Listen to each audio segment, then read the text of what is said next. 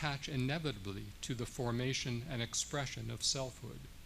Or, as Cavell remarks, I remain too impressed with Freud's vision of the human animal's compromise with existence, the defense or the deflection of our ego in our knowledge of ourselves from what there is to know about ourselves, to suppose that a human life can get itself without residue into the clear.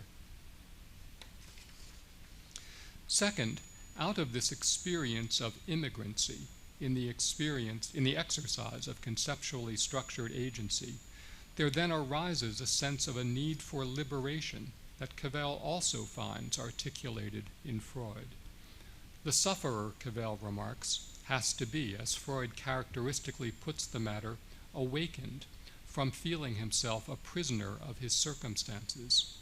This sense of imprisonment, of the need for liberation, is critical both for Wittgensteinian philosophizing and for Emersonian perfectionist aspiration. I have sometimes called it the crisis from which the wish for philosophy and for a morally comprehensible life begins. In this remarkable passage, Freud is invoked in order to characterize the motivation of the writerly, self-interrogative styles of doing philosophy, those of Wittgenstein and Emerson, that have been most immediately influential for Cavell's own philosophical writing, and in furthering his sense of the contours of a genuinely available liberation from chaotic succession and into greater practical self-comprehension, into a more morally comprehensible life. It is worth noting the strikingly Freudian sound of some of Cavell's own remarks about the practice of philosophy, early and late. So these are 4 passages about philosophy, according to Cavell.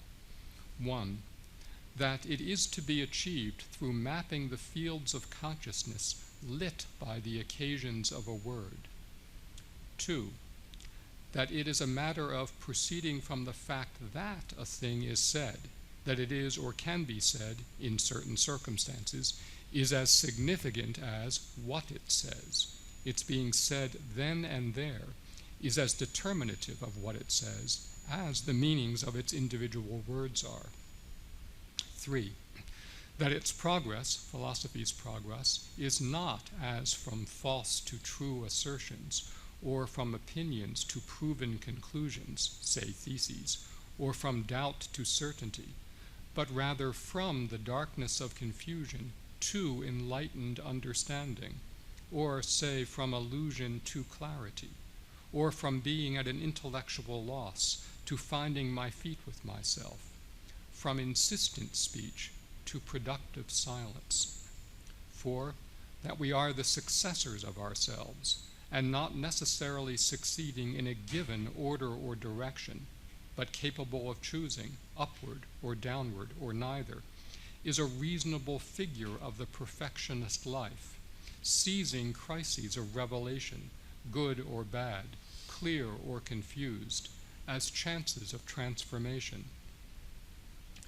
Beyond various remarks about Freud, it is striking to me how much those 4 passages also sound like descriptions of the psychoanalytic process. Beyond various remarks about Freud, Cavell's own most extended and powerful pieces of writing on the development of the emergent subject away from anxiety and toward fluency as an unending task are the essays, The Argument of the Ordinary, in Conditions Handsome and Unhandsome, and the excursus on Wittgenstein's vision of language in The Claim of Reason. In the later 1990 text, Cavell characterizes the portrait of the human self in philosophical investigations as one that, like Plato's and Freud's vision, presents a self that incorporates selves, thus alluding to the introjection of authoritative others into the formation of the superego that is essential to the emergence of selfhood. Kripke's error in reading Wittgenstein, as Cavell sees it, is that he, Kripke, evades Wittgenstein's preoccupation with philosophy's desire to underestimate or evade the ordinary, fails, that is, to recognize that anxieties about selfhood in development in relations with others that themselves drive the human subject, as Wittgenstein depicts it in the first voice of the Investigations. Those anxieties ever anew seek a ground of perfect authority in conceptual performance, and thus to overcome the very possibility of shame. In this way, we live our skepticism, first as a disappointment with the ordinary's inability to provide that perfect authority, as concept applications and resultant roots of practice and interest remain always in part divided and contested, and second, in a resultant turn toward fantasized perfect authority in an unmediated encounter with something within. The problem that leads to skepticism is not a self-standing intellectual problem to be solved by clever reasoning, but rather the very need to ask the question, do I know anything with absolute unimpugnable certainty? A need that is itself always already motivated by the standing immigrancy of the human subject. The essay, The Excursus on Wittgenstein's Vision of Language, is oriented around the fundamental thought that, quote, learning is not as academic a matter as academics are apt to suppose. You might compare this thought with Socrates in the Symposium. One does not acquire wisdom in practice in the way that water always flows from a full cup into an empty one when we connect them with a piece of yarn. It's not like that, according to Socrates. In particular, learning a language is neither a matter only of information intake and processing, nor a matter of being told what a name means or learning new words. Instead, it involves coming to recognize and to take an interest in some things in which others also take an interest, and manifesting that interest in a bodily behavioral repertoire that involves emotion, stance, gaze, and awareness of others, as well as simply pronouncing some object A to be F. How much of all this is learned when is never fully settled, even if broad competence in a normal domain can be determined, insofar as what other different subjects become interested in and how they may display that interest is itself never fully settled. The learning is, as Cavell puts it, never over, and we keep finding new potencies in words and new ways in which objects are disclosed. Projections of words onto things are both stable enough to admit of being shared enough and tolerant of new usages. As Wittgenstein wrote, the use of a word is not everywhere bounded by rules. It is always possible to find oneself with another in certain straits of circumstance where it is unclear whether going on together is possible. Driven by existential anxiety about the authoritativeness of his claim-making as a subject, the skeptic removes himself from the communicative testing of mutual intelligibility, hoping instead to find absolute assurance within. Nothing is more human, Cavell writes, than the wish to deny one's humanity or to assert it at the expense of others, precisely by withdrawing from engagement with them.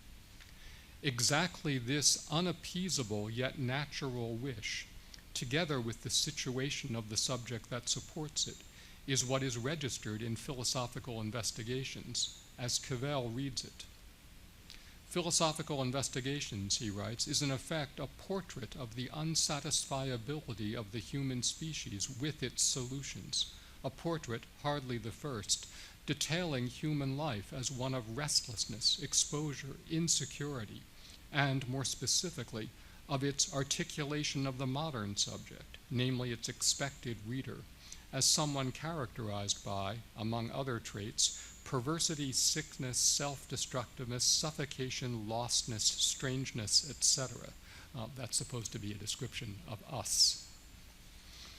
The fact that for Cavell it is within the communicative testing of mutual intelligibility and only within that testing, within the argument of the ordinary, that selfhood as at least partial at homeness in conceptual and practical agency can be achieved, That explains Cavell's sense that in philosophy there are certain arguments that must not be won. To absent oneself from communicative interaction in a putative reversion to absolute conceptual authority is to abandon all possibilities of reassurance and recognition, even if nothing is more human than to do this.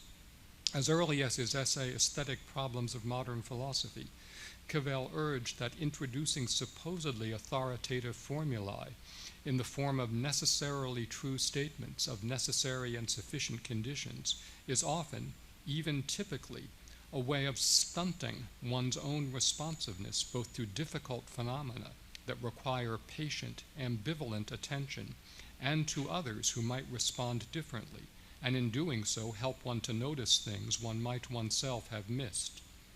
In contrast with strict definition mongering, the definitional claims of philosophy ought rather to be modeled on the procedures of the ordinary language philosopher, who issues claims about what we say not in order to foreclose conversation, but instead to test the possibility and shape of shared response. Philosophy's first virtue, as it matters most to me, is, as Cavell puts it, responsiveness, not doctrinal knowledge. We live and achieve selfhood to the extent that we can, as assurance in exercises of conceptual and practical agency, always already within a largely shared but never fully fixed and bounded field of concepts and possibilities of interest, always already within a partially open form of life, with possibilities of expressive vertical development. Cavell specifically warns against supposing that the ordinary in human life is a given, as it were a place. I would rather say that it is a task, as the self is. Within the field of the ordinary, with both its possibilities of meaning and its tensions, Cavell writes, the human necessity of the quest for home and the human fact of immigrancy are together seen as aspects of the human as such. We are now in a position to make fuller sense of a crucial early passage on the achievement of selfhood from the 1971 The World Viewed. There Cavell writes, at some point the unhinging of our consciousness from the world interposed our subjectivity between us and our presentness to the world. Then our subjectivity became what is present to us. Individuality became isolation. Apart from the wish for selfhood, hence the always simultaneous granting of otherness as well, I do not understand the value of art. Apart from this wish and its achievement, art is exhibition. Initially, this passage bears some comparison with Pierre Hadot's work on ancient philosophy as a set of spiritual exercises or practices for the cultivation of the self within the various ancient schools, rather than as a body of systematic theory. Like Cavell, Hadot holds that, especially in its origins, the philosophical act is not situated merely on the cognitive level, but is rather initiated by an unhappy disquiet before conversion. Similarly, for Cavell, the thinkers and artists whose work he is most concerned to take up in Cities of Words each develop and enact a perspective of judgment upon the world as it is, measured against the world as it may be, that tends to express disappointment with the world as it is, as the scene of human activities and prospects, and perhaps to lodge the demand or desire for a reform or transfiguration of the world. For both Hadot and Cavell, then, philosophy begins in unrest, discontentment, disquietude, and belatedness, from within our immigrancy as emergent subjects, and from a felt need for orientation to which theoria cannot ultimately answer. According to Hadot, the displacement of spiritual exercises by theoria occurred first during the late medieval period with the systematization of theology as a master body of knowledge within the university, and it was then sealed in the early modern period in the work of Descartes. Cavell similarly notes, just a page earlier than the key passage about the achievement of selfhood, that there has been, quote, a human wish intensifying since the Reformation to escape subjectivity and metaphysical isolation, a wish for the power to reach this world, having for so long tried, at last hopelessly, to manifest fidelity to another. The allusion here is presumably to the kingdom of God or church triumphant as the object to which we once sought to be faithful. But where, according to Hadot, this displacement might and should simply be reversed by taking up some elements of Epicurean and Stoic practice, as perhaps Nietzsche also urged, matters are less clear with Cavell. The wish for selfhood, for heightened assurance in exercises of conceptual and practical agency, has intensified since the Reformation rather than being displaced. It is, if anything, more sharply present, intensified, albeit in an ineffective way, in Cartesian and post-Cartesian skepticism and realism, two sides of the same coin for Cavell, two responses to the same initiating, unhinging of subjectivity from the world, than in earlier practices of philosophy. There is, one might say, a certain fervor to modern and modernist pursuits of selfhood, as a sense of available grounds for achieving and expressing selfhood within coherent, meaningful, shared practice, as that sense becomes increasingly attenuated. And unlike Hadot, there is for Cavell no obvious way out of the bearing of the wish for selfhood unsatisfied, at least in some measure. Nor was there any time in a recognizable human form of life in which that wish was not somehow borne by some as freighted with existential anxiety. Achilles and Oedipus, for example, were trying to figure out who they could most coherently, intelligibly, and recognizably be in practice, albeit more under the sways of nature and luck than we are, and under more fully shared, thick social scripts than we inhabit. We live among and with others who are different from us in various dimensions of interest and activity, where these differences, ramifying in modernity with technological development and broad and deep divisions of labor, are sharp enough to block standing general assurance and to leave its achievement always in question. But while there is no obvious place to go either to satisfy or to be free of the wish for selfhood, there are also possibilities of responsive address to that wish that are manifest in the work of major artists and those among the philosophers who rank with them. Such figures, from Plato to Wittgenstein, from Shakespeare to Ibsen, from Thoreau to Emerson, from Frank Capra to Leo McCarey, sometimes find themselves in their work achieving a kind of fullness of attention to life and its difficult phenomena, to which audiences of considerable circumference can and have resonated, where the object of resonance is less a formulable solution to the problem of the achievement of selfhood than a dramatized itinerary of either approach to it or evasion of it. When one finds oneself as a receptive subject in the grip of such resonance with an artistic work's achievement of apt attentiveness and point of view, then one has been summoned by the work to a like achievement and enactment of selfhood, with like and unlike objects of attention.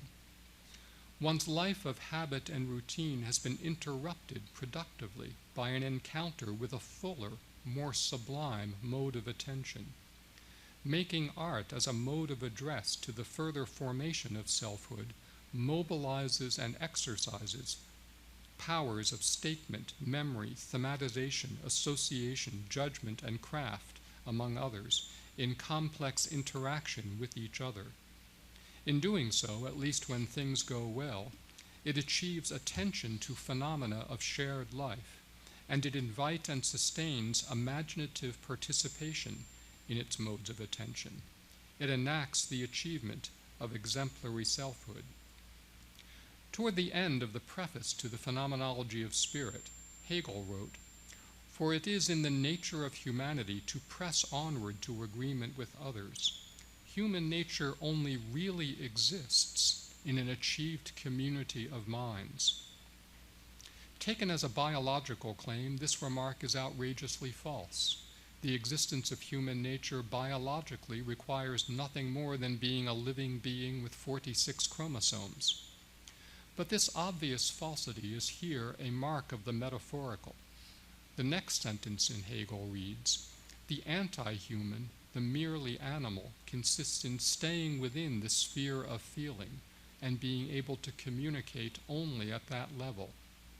This makes it clear that Hegel's thought must be, first, that we fail to exist as distinctly human subjects, insofar as we fail to achieve and maintain selfhood through exercises of conceptual and practical agency that win sufficient assurance and recognition.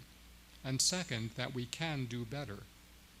That it remains our task to do this ever anew and ever incompletely, the fate of reason, or of our being self-conscious, reflective beings, is a thought that has nowhere been kept more alive and movingly pertinent to us than in the work of Stanley Cavell, a post-Hegelian, post-Freudian thinker of the emergence of selfhood, always incompletely, in the inheritance of culture, and in selfhood's finding of good enough modes of satisfaction in exemplary artistic responsiveness to its situations.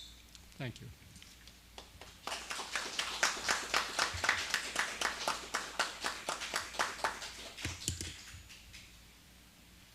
Time for some questions. You can put either in Portuguese or... desculpa. A gente não tem tempo para perguntas, vocês podem fazê-las em português ou em inglês? Rafael, só vou repetir, tá? Por causa da gravação. Tá. Oi, gente, desculpa. A gente está agora, como o Rafael estava falando, né? A gente tem um momento para perguntas, comentários. Vocês podem falar tanto em inglês quanto em português, tá? A gente pode traduzir, né? E está aberto, né? Então a gente pode passar o microfone. Lembrando que a gente pede para falar no microfone para sair na gravação, tá bom? Então eu vou descer aí. Pessoal, antes que eu me esqueça, essa atividade, a atividade do professor Eldridge, é também uma atividade de extensão. Então, quem quiser certificado dessa e das outras atividades, coloque o seu nome, e se for da UFBA, o CPF no papel que fica ali atrás. Tá bom?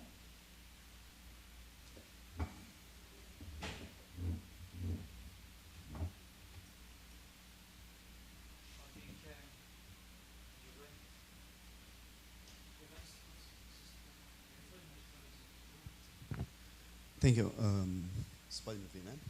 Thank you, Professor, for the excellent talk. I was thinking about something you said at the beginning about newborn children being able to recollect and not being able yet to do so, actually. But I was thinking about something from the psychology of development, that we now know that children as young as 2 weeks of age can discriminate whether something that touches them, for instance, on their cheeks, is self-produced. It's a touch from themselves, for instance, their hands. I'm actually right on the line of the... Okay, this is better. So they can discriminate whether they are their own movement enacts this feeling of touching, or if it's someone else. We know this because when we touch them on their cheeks, they turn their head. And if they do so by themselves, they do not.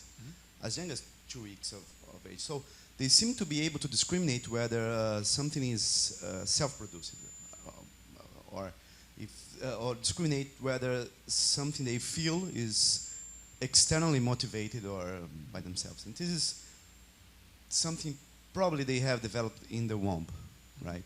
So I wanted to know if this is this minimal sense of selfhood is whether it how it plays on your idea here, whether it's a counterexample or something like that. Okay, thank you. I'm going to repeat it for this. Eu estava perguntando sobre experimentos da psicologia do desenvolvimento que mostram que crianças muito jovens, de 2 semanas de vida já, discriminam se um toque na bochecha delas, por exemplo, é provocado por elas mesmas ou por uma fonte externa, dada os próprios movimentos que elas fazem espontaneamente. E porque quando você toca a bochecha de uma criança, ela vira a cabeça para o lado, plausivelmente procurando, né, uma fonte de alimentação, né, o seio da mãe. E quando ela mesma toca, ela não faz isso. Então ela já tem uma diferença de sensação, né? Thank you. Yes, thank you. I have no doubt at all that there is a very significant biological component to the development of culture, to becoming an individual subject, and to selfhood. It's striking, after all, that only human beings, biological human beings, have the kinds of sophisticated languages and cultures that we have, that are flexible, historically changing, and so forth. So there must be something biological at bottom that's important. That's a very interesting example about the very young 2-week-old infant. I think that what's missing there is a concept of oneself as distinct from an object, but there is some, I mentioned proto-concepts or some classification capacity. I'm very happy with that. The question is how that gets articulated into having a sense of self and a conceptually structured repertoire. I don't have a lot to say about the details of that, other than I think that process is not simply biological. I think it's in the way I think of it, what we have is an Aristotelian dunamis, a power or capacity, as Aristotle thought of it, that gets developed or articulated into an energeia, an actuality. Should I explain those terms, or in Aristotle? It develops into an energeia or actuality only through interaction with others. Without that kind of interaction, the biological basis doesn't get activated in the right way. So yes, I think the example's a good one. There's surely something biological here at bottom. It's just not sufficient by itself.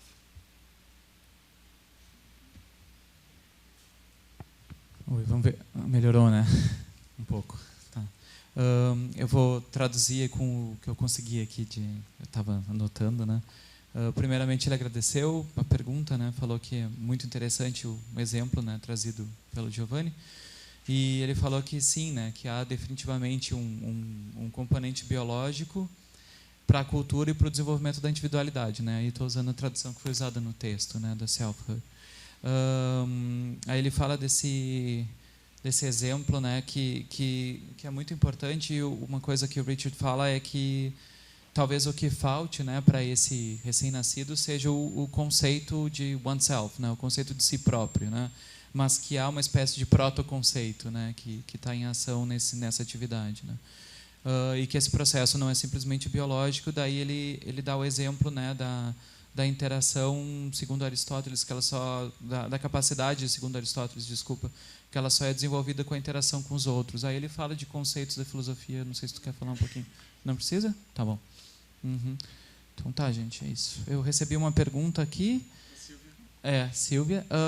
Alguém quer fazer alguma pergunta oral enquanto eu traduzo? Alguma pergunta com o microfone enquanto eu traduzo? Ou faço tradução meio freestyle, ok? Pode ser? Tá bom. Tá bom. So you have a question from Silvia. She's saying thank you first. Thank you so much. About this question of achievement of selfhood in Wittgenstein.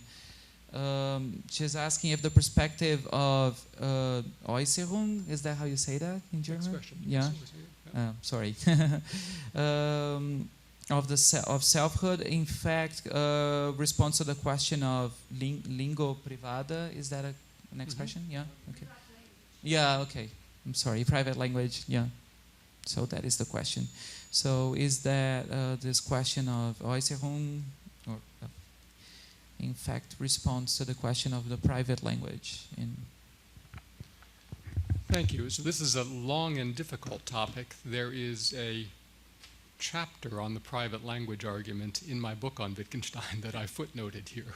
So in some sense, I'll be trying to summarize that very quickly. As Cavell reads the private language argument, and as I read it, it is not a strict demonstrative proof or refutation of the possibility of a private language. It is a set of examples that invite us to look at the phenomenon otherwise.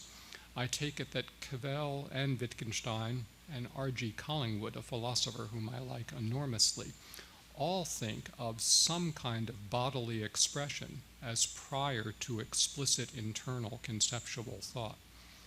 They think of the idea of a private language, as I suggested in the paper but didn't really explain, as a kind of fantasy about knowing something perfectly and absolutely, something you can't be wrong about because it's inside you, so present to you that nothing can get in the way of your recognizing it. That's a kind of fantasy, as Cavell and I think Wittgenstein reads it, that arises in response to the experience of existential anxiety. So that fantasy never goes away. The first voice in philosophical investigations remains present and is in some sense equally Wittgenstein's voice. But it's not a happy fantasy, so it is to be criticized as a fantasy. We must learn how to moderate it and live with it rather than refuting it. I hope that helps some to get to what you were asking.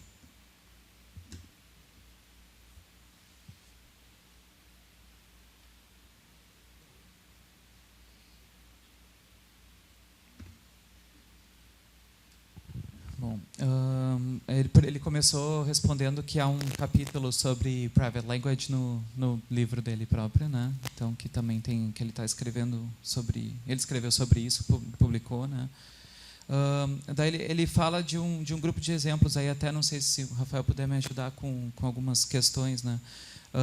Que ele fala de Cavell e Wittgenstein que pensam sobre essa ideia de private language, né? Ou língua privada, como é traduzido? Há uma tradução oficial em português?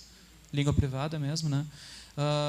Com essa ideia de uma fantasia, né? De que através dessa língua privada a gente possa conhecer absolutamente algo, né? Essa é uma fantasia que ela vai surgir como uma resposta a essa ansiedade da existência, né? E aí ele coloca também que essa fantasia não é uma fantasia feliz, né? Não seria uma fantasia feliz e que a gente deve aprender a viver com essa fantasia, né? E ao mesmo tempo moderar essa fantasia, que isso não é algo que vai ocorrer de maneira pacífica, né? Então é algo que precisa ser moderado. Tem algo conceitualmente? Só talvez complementar que ele menciona que o argumento da linguagem privada, que na verdade é um fecho de argumentos, não é um argumento só, ele não é demonstrativo, né?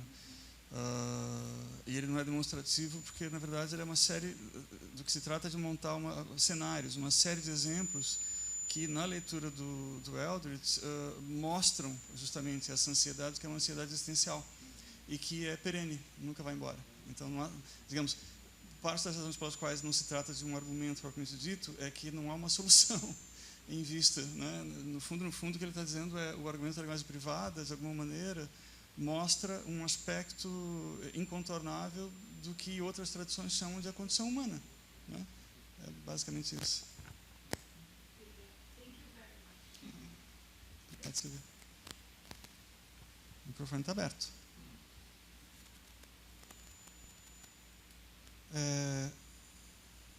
Se alguém quiser, bom, se não, eu vou perguntar ao Richard. Vocês lembram daquelas citações que ele fez do Cavell, se referindo a Freud? Ele citou de um livro do Cavell sobre as relações entre cinema e moralidade, que chama Cities of Words, Cidades de Palavras, que descreve basicamente como filmes nos ajudam na vida, né? Se eu posso falar assim. Dizer esse tipo de coisa em filosofia hoje em dia, depois no período tardo moderno, é quase abstruso, né?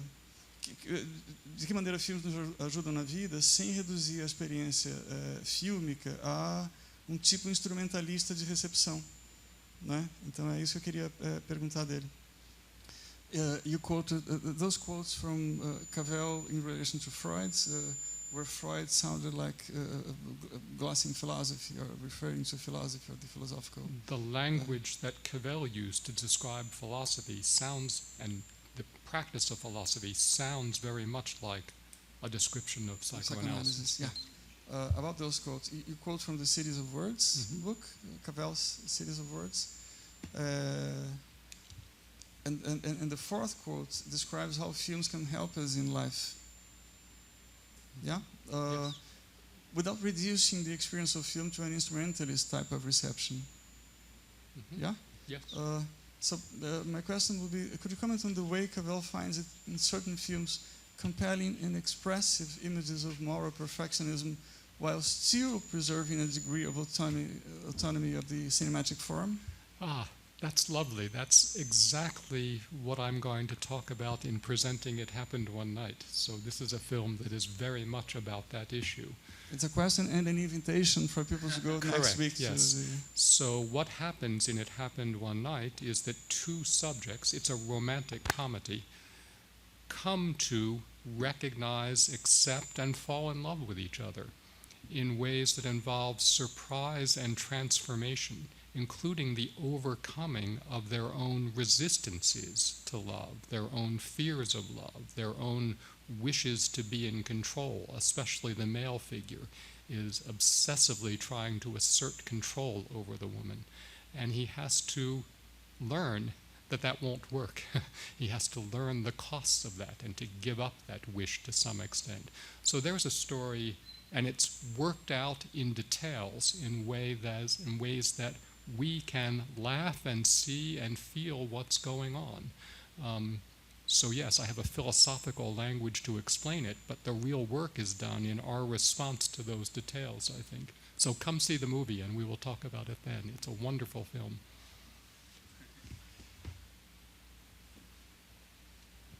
Foi ótimo que a pergunta, né, e os postulados do Rafael são exatamente a discussão proposta pelo Richard, e já aproveita para convidar, né, para que a gente assista, né, It Happened One Night, que é o filme que a gente vai assistir numa das sessões, né?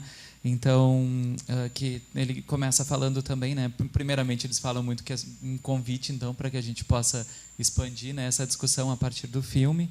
E ele comenta um pouco, né? Então, no caso que a linguagem, né, de Cavell liga muito, né, essa ideia do filósofo com uma linguagem que vai remeter à psicanálise também, né? E aí ele comenta, né, sobre o filme, né? A tradução oficial é Aconteceu Aquela Noite, né? É isso, né? A tradução no título brasileiro. É uma comédia romântica, né? E que há então esse par de personagens, né? E que tá muito lutando com a ideia de superar a resistência ao amor e ao amar, né? Então tem um personagem, sobretudo, que ele fala do personagem masculino, né? Que está muito lutando com isso, contra isso, né? E aprender com esse custo, né? O custo que vai cobrar ele de ter que viver com essa resistência, né? E com superar a resistência também, né? E ele fala, né, tem vários termos filosóficos que ele poderia usar em relação a isso, né? Mas que ele fala que no limite o que a gente está fazendo é um relacionamento que a gente vai ter com a história, né? Que a gente pode rir, se relacionar e ter essa interação com o que está sendo colocado pelo próprio filme, né? Então, reforçando o convite. É dia 30 ou é dia 7? Agora eu me perdi. Na próxima quinta-feira. Dia 7, né? Dia 7 de dezembro. Não, só, eu acho que vale a pena também mencionar que essa comédia, ela, mais do que uma comédia romântica, ela faz parte de um gênero, né, um subgênero, que é a comédia de recasamento. E o Cavell escreveu um livro sobre esse gênero. Né, e esse filme é um dos filmes que o Cavell analisa nesse filme, chamado Comédias de Recasamento, Comedies of Remarriage. Né.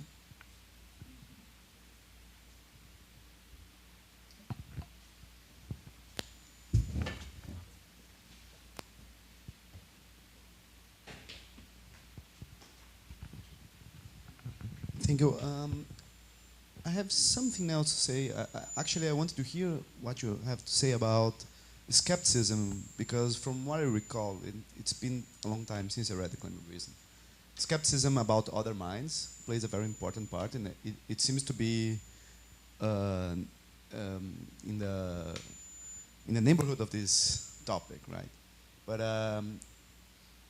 how does it play? How does skepticism play on this issue about the achievement of selfhood? If there is something to say about it, whether there is a different form of skepticism at play here, and this is it. Translating. Eu perguntei para ele sobre como a questão do ceticismo, que pelo que eu me lembro, faz muito tempo que eu li, mas pelo que eu me lembro é importante no Claim of Reason, sobre outras mentes, se tem um outro tipo de ceticismo que está em jogo nessa questão sobre a conquista da individualidade.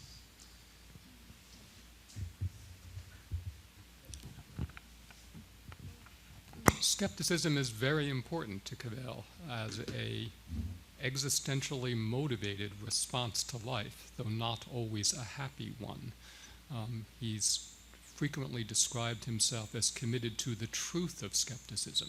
There's something primordially correct about it, especially with respect to other minds' skepticism. So if you think of the problem of living with other people as a problem of knowledge, particularly as the problem of inferring their mental states from what they say and from what they do, then he thinks the obvious fact is sometimes those inferences will founder. Human beings can be enigmas to one another. Each of them is independently a source of direction of interest and feeling, and people can fall out of alignment.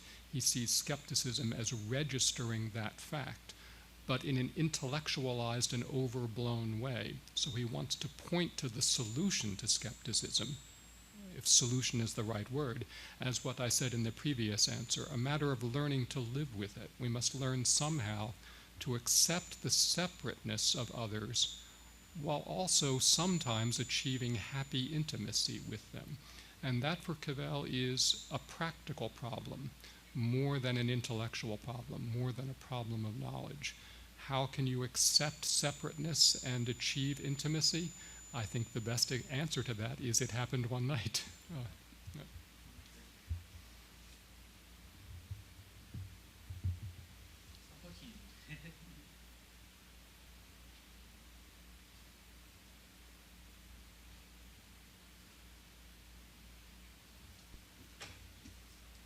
Bom, ele falou que essa ideia do ceticismo então seria muito importante para Cavell, né? E que estaria então comprometido com essa verdade do ceticismo, né? Especialmente com o ceticismo de outras mentes, né? Como foi colocado na pergunta, né? E que então que ele falou, como ele comentou, como ele tinha dito na outra resposta, né? De que maneira a gente pode conseguir viver com isso, né? E o fato óbvio de que há relações que podem ser tensas, né? Que podem ser conflituosas entre diferentes seres humanos, né? Então, aí pensando, né? Tipo, qual seria a maneira intelectualizada, né? E aí ele fala ele usa a palavra solução. Ele está, inclusive, questionando a própria palavra solução, né? Se seria a palavra certa para isso, né? Então, colocando essa ideia de novo, né? Remetendo à resposta anterior, de que é preciso se viver com isso, né? E aí ele parte para a ideia de intimidade, né? Então, que ele fala da intimidade feliz, né? Então, para Cavell, então esse problema não seria um problema intelectual, seria um problema prático, né? Então, como é possível aceitar e atingir essa intimidade, né?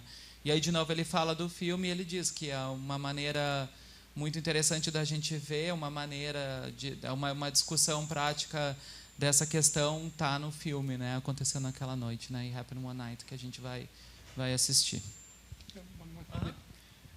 Another thing to add here is that if you intellectualize your experience with other people and maintain an attitude of maximum distance and suspicion, if you ask, do I really have enough evidence that she loves me or he loves me?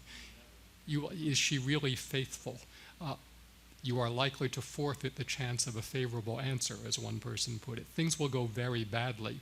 And that's the dynamic that Cavell finds in Shakespeare's Othello. For motivated reasons, Othello is suspicious. I could talk more about what motivates him to that kind of suspicion, his inability to trust Desdemona. But things go very badly if you can't live in trust with someone and maintain an intellectual stance on your relations.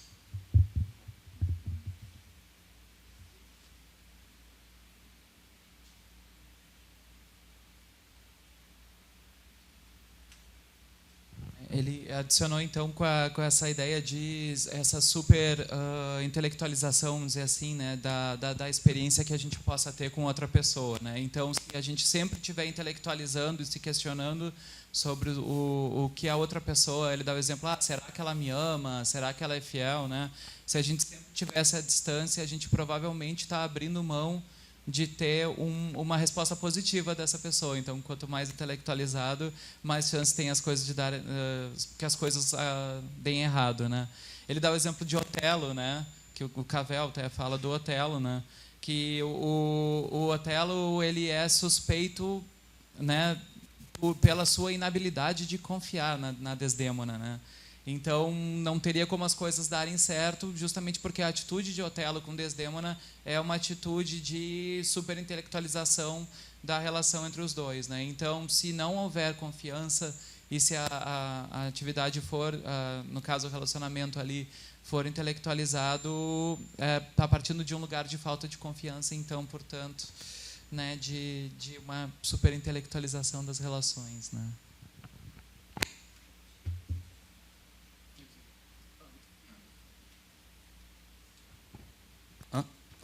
Não, acho que vale mencionar que, no fundo, o que há aqui por parte do Cavell e a leitura que o Richard faz do Cavell enfatiza isso, é um deslocamento da tradição do ceticismo filosófico, né? O ceticismo, ou o que ele chama de a verdade do ceticismo, passa a ser uma espécie de nome para o arco pendular da experiência humana entre aproximações e afastamentos daquilo que nos une e daquilo que nos separa, né? Então, no fundo, é uma transformação do problema do ceticismo de um problema epistêmico, ou da marca de uma espécie de existência, de produzir asserções, para um problema que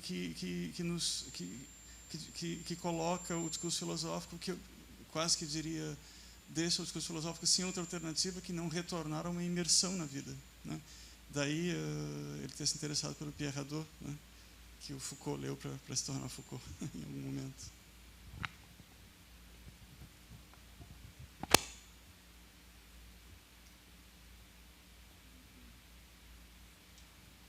Bom, se não houver mais perguntas, eu acho que a gente já está com uma hora bastante adiantada e como nós começamos atrasados, agora se conclui aqui a abertura do seminário de pesquisa da pós-graduação.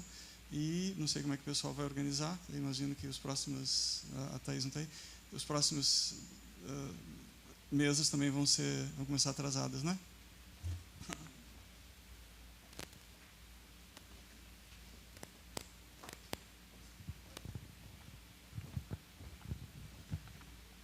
Thank you, professor. Gente, primeiramente, bom dia, né, de novo. Nós vamos ter um pequeno momento de coffee break agora, lá na sala do PPGF, para aproveitar o ar-condicionado, porque o calor está de matar qualquer um.